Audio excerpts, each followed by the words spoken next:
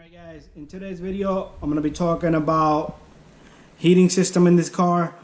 Nissans are very complicated cars when it comes to heating system, right? This car, if your heat doesn't work, try one thing. Go inside the car, rev your engine, alright? Put the heat on, let it get to up to the correct amount of temperature, rev your RPM up to 1500 RPM, and see if your heat kicks in. Two things, alright? Either your heat core is bad or you're low on antifreeze, alright? Just top off your antifreeze, but do open this cap only when the car is cold, alright? Make sure you have enough antifreeze in the system, alright?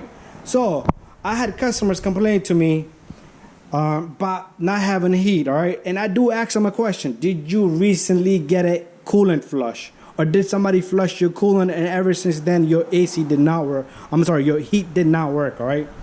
So the problem is, reason why I ask that is reason number one. This car has thermostat and a thermostat, right? It has two thermostats, right? You do need to bleed the system.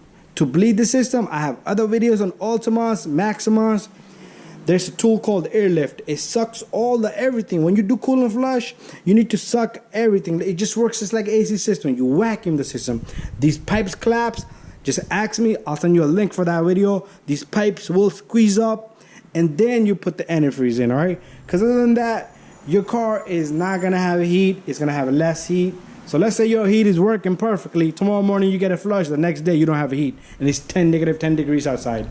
Alright? But anyway, guys, if your heat don't work, check that out, guys. Take my word. 99% of the time, let's say you have a small leakage somewhere and then you keep topping it off.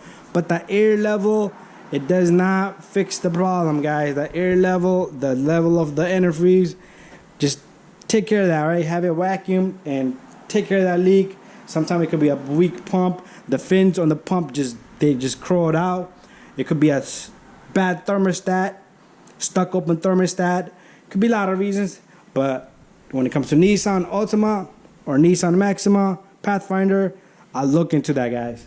I do flush and do bleed the system properly, even if it fix or don't fix, alright?